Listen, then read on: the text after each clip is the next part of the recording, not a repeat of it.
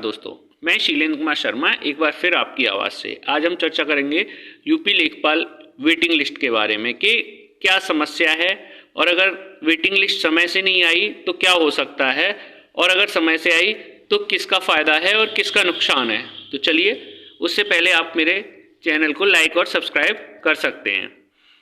दोस्तों, सबसे बड़ी चीज़ कि यूपी लेखपाल का अगर हम बात करें तो 2021 की ये पैट के थ्रू भर्ती आई थी। उसके बाद पैट कराया गया। पैट के बाद क्या कराया गया, 2022 में जुलाई में इसका एग्ज़ाम हुआ, मेन एग्ज़ाम। उसके बाद इसका अब हम शॉर्ट में बात करते हैं। आपका 30 दिसंबर को कब आया, 30 दिसंबर 23 को हमारा रिजल्ट आया। फाइनल रिजल्ट कब आया, 30 दिसंबर 2023 को फाइनल रिजल्ट आया। अब हम ज्वाइनिंग मिल गई, बहुत ही मकसद के बाद ज्वाइनिंग मिली लोगों को। ज्वाइनिंग मिलने के बाद भी सीटें बहुत ज़्यादा खाली रह गई। कितनी रिक्त पद रह गए, 1921 रिक्त पद रह गए। अब 1900 रिक्त पद के लिए जो स्टूडेंट्स का धरना चल रहा है, उनका संघर्ष चल रहा है, वो इस बात के लिए है, जैसा कि आप लोग जानते हैं एक रूल ये है कि 1 साल के अंदर, 1 ईयर के अंदर अगर वेटिंग लिस्ट आ जाती है तो वो मान्य है, अदरवाइज वो मान्य नहीं है।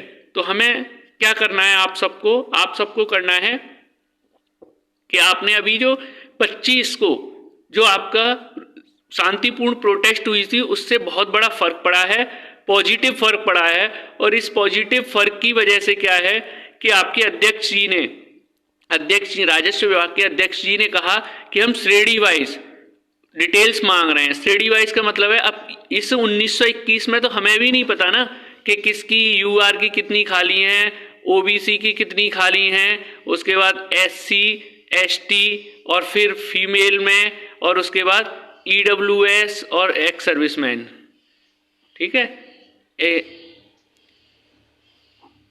ESM ex serviceman.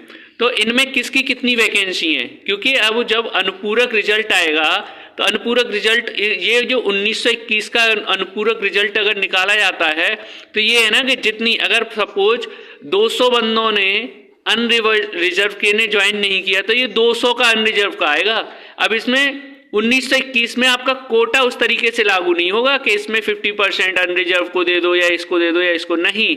इसमें क्या है, सपोज अगर एक्स सर्विसमैन की 387 सीट थी उस टाइम, उन 387 सीट में से अगर 100 बंदों ने ज्वाइन नहीं किया तो सपोज 287 ने ज्वाइन किया, तो अब इनकी 100 रिक्त पदों को और भरा जाएगा, चाहे वो मेरिट 1 नंबर जाए या 5 नंबर जाए, सेम हर कैटेगरी में होगा।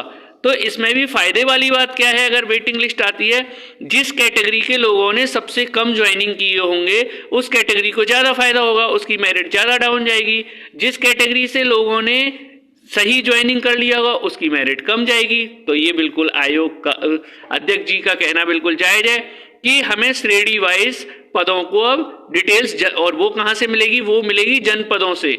जो आपके जितने भी उत्तर प्रदेश के जनपद हैं वो वहाँ के विभाग से ये मिलेगा कि कितने लेखपाल, जो न्यूली लेखपाल अभी गए थे, कितने लोगों ने आपके यहाँ ज्वाइन किया और वो किस किस कैटेगरी के थे। सपोज एक डिस्ट्रिक्ट हम लखनऊ को ही ले लेते हैं, लखनऊ में अगर 50 लेखपाल नए पहुंचे तो उसमें से सपोज 25 ने ज्वाइन किया, 25 ने ज्वाइन नहीं किया था। अब इस 25 की डिटेल चाहिए किस किस कैटेगरी के हैं, तो ये डिटेल्स हर एक डिस्ट्रिक्ट से आएगी, फिर इसकी समरी बनाई जाएगी, फिर वो समरी किसको दी जाएगी, ये दी जाएगी फिर यूपी SSSC आयोग को। आयोग ने एक बार रिजल्ट अनाउंस कर दिया, उसके बाद आयोग को नहीं पता कि ये किसने ज्वाइन किया किसने, ये काम होता है राजस्व परिषद का।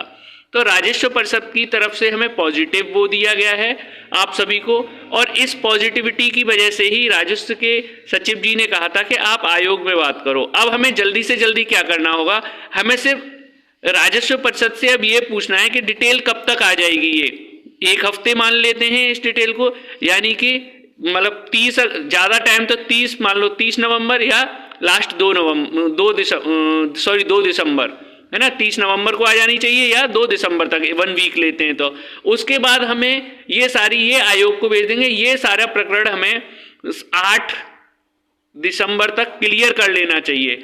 उसके बाद अगर अपने राजस्व परिषद और आयोग की आगे की कोई मंशा नहीं है या टालना चाह रहे हैं तो हमें 15 तारीख को ये डिसीजन ले लेना चाहिए 15 दिसंबर को कोर्ट केस हो जाना चाहिए, क्योंकि हमारे पास सिर्फ 15 दिन बचे। उन 15 दिनों में ही जो काम करना है आपको फर्स्ट हियरिंग या आपकी डेट मिलनी चाहिए, क्योंकि 30 दिसंबर से पहले जो भी हो सकता है, कितने से 30 दिसंबर से पहले आपका जो भी हो सकता है हमें करना पड़ेगा, है ना। तो 30 दिसंबर से पहले जो भी हमें करना है 30 दिसंबर से पहले करना है। तो हमें ये सभी को ध्यान में रखना है। इसमें मैं तो कहता हूं अगर फीस के लिए आपका जो भी है, अगर कोर्ट केस होता है, जो भी खर्चा होता है, लोगों को अपने ग्रुप बनाना चाहिए, वे एक वेटिंग लिस्ट का ग्रुप बनाना चाहिए। और ये ऐसा नहीं कि ये टर्न में जो भी आ रहा है 1921 नहीं, इसके बाद भी ये 1921 का भी रिजल्ट आएगा तो ये भी 1921 पूरे ज्वाइनिंग नहीं करेंगे, आप देख लेना, क्योंकि इनमें से भी बहुत सारे स्टूडेंट्स लग चुके हैं। ऐसा नहीं है कि 83 पे कट ऑफ लगी और जिसके 82 या 80 आए थे वो स्टूडेंट्स कहीं के लायक नहीं था या कहीं लगा नहीं, वो कहीं और उससे भी हो सकता है अच्छी जॉब मिल गई, उसको सेंट्रल जॉब मिल गई या उत्तर प्रदेश की कई जॉब क्लियर हुई उनमें लग गई। तो इनमें भी डाउन फिर से अनुपूरक रिजल्ट आने की संभावना है। तो आयोग को भी ये चाहिए कि वो कम से कम डबल पदों का वो ब्यौरा ले वहां से, है ना, तब आएगा रिजल्ट उस तरीके से। तो मेरा यही मानना है आप सभी तैयार रहें, और जो भी हमें अच्छे से अच्छे वकील, अगर कोर्ट केस भी जाना है कोर्ट में तो अच्छे से अच्छे वकील करने पड़े, तो उसके लिए आप लोग सभी तैयार रहिए। और आप मेरे चैनल के माध्यम से कांटेक्ट कर सकते हैं, आप अपनी राय रख सकते हैं और बता सकते हैं, और आप नए सुझाव भी दे सकते हैं अगर आपको लगता है नए सुझाव दें। और लास्ट में आप मेरे वीडियो को आगे भी बढ़ाएं, लोगों तक पहुंचाएं जो आप लोग वेटिंग लिस्ट लाना चाहते हैं। और एक बार ये प्रावधान शुरू हो गया तो आपको इतना संघर्ष करने की जरूरत नहीं पड़ेगी। तो जय हिंद, जय भारत। आपकी वेटिंग लिस्ट 99.9% आएगी, आपको उस 0.1% के लिए मेहनत करना है। तो आप देख लीजिए कितना मेहनत कर सकते हैं। धन्यवाद आपको मेरी वीडियो सुनने के लिए।